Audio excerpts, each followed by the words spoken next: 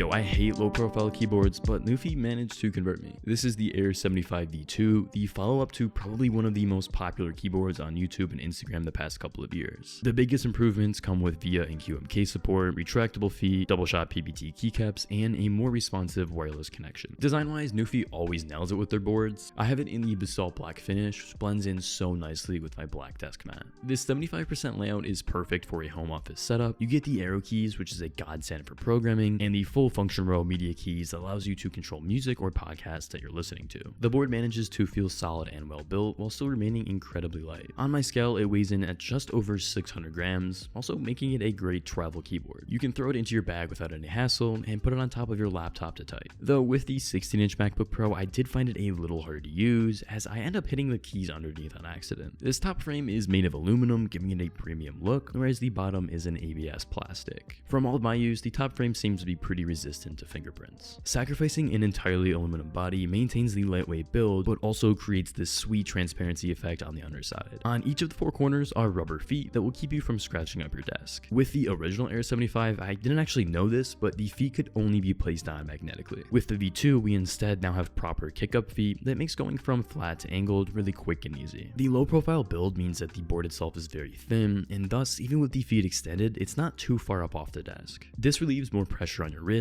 than if you were typing on a regular sized keyboard. In case you do still want a wrist rest, Nufy has them in the perfect size and they come in a variety of different colors. Looking back to the transparent bottom plate, you can see the lighting effects bleeding through. Even in a pitch black room though, it doesn't manage to illuminate the desk, which is a bummer. As for customizing the lighting profile, you're stuck with the presets that Nufy has installed onto the board. That is, unless you connect to VIA. We'll go more into the software in a bit, but in there you can configure which lighting effect you want and choose a specific hex color. The LEDs are actually quite color accurate too. This isn't something I usually see with most devices. Just on the board itself, you can control the lighting effects and brightness of the key backlights, as well as the lights on each side of the frame. While holding function, you can use the up-down arrow keys to adjust the brightness, left arrow to cycle modes, and right arrow to change the effect hue. Now, if you want to change the side lights, all you have to do is hold down M while doing those commands. I personally prefer to have the lights off completely. I just think it looks cleaner that way. For you though, if you plan to use the board wirelessly, there's a significant hit in battery life by having them enabled. The V2 now has a 4000 mAh battery. This is compared to the 2500 mAh one on the last version. This is a solid upgrade that translates to around 220 hours of use with all lighting effects disabled.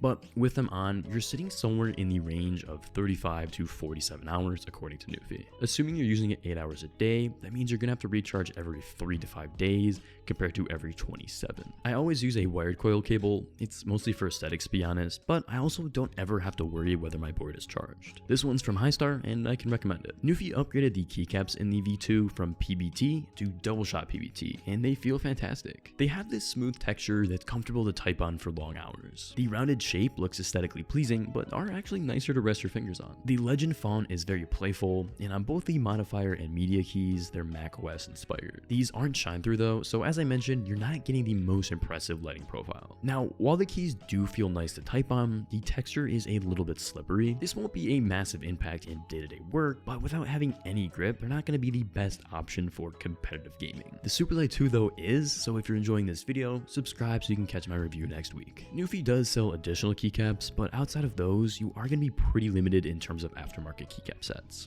There's just always going to be more enthusiasts using high-profile boards, at least for now. Surprisingly, typing with these keycaps actually sounds pretty good.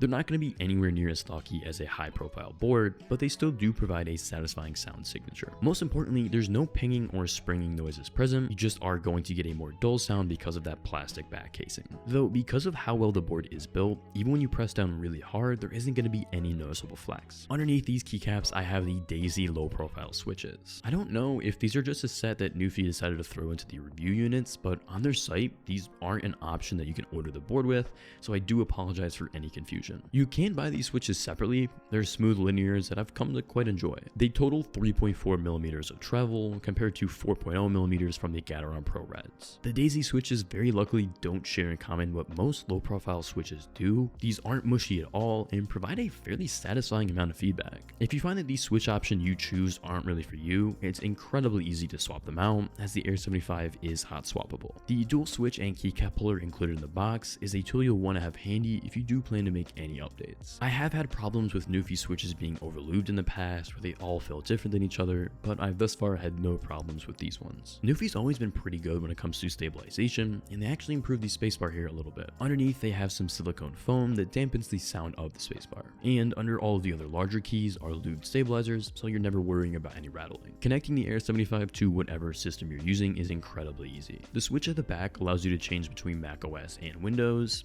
This changes the mapping of the Command/Alt key. There's then the connectivity switch. This lets you power off the board completely, connect wirelessly over a Bluetooth or USB dongle, and a wired cable. When on the wireless setting, hitting function and 1 through 3 lets you switch to a different Bluetooth profile, and then function 4 is how you pair to the USB dongle. Just a quick note, if you're planning to use the dongle, I for some reason have not been able to connect to it, so I don't know what's going on there. Also, keep in mind that the 1000 Hz polling rate is not available over Bluetooth. At the time I'm recording this video, the V2 is only just come out publicly, so both the QMK and VIA websites still aren't listing this board as compatible. If you're watching this later than October 2023, you shouldn't have any issues, but if the board isn't being recognized, at least in VIA, what you'll need to do is download the keyboards profile from Nufy's site. I'll have a link down below, but once you have it downloaded, go to VIA, make sure you enable the design tab, and then upload the unzipped JSON file. You'll then be able to load up the keyboard and start configuring it. VIA is a super powerful program, and I'm really happy to see that Nufy's finally adopting it. I think they're really treading right on the edge of custom keyboards, and so this really was a must. Also, because of just how shitty their own software is, I'm glad they stopped trying to push it. For 130 bucks, I think you're getting a solid keyboard here. Coming from the V1, it's not a huge upgrade, but more so just some quality of life improvements. Let me know if you'll be buying or upgrading, but otherwise, just 2% of you who watch this channel regularly are subscribed, so if you enjoyed the production today, let's help bring that number up to 10.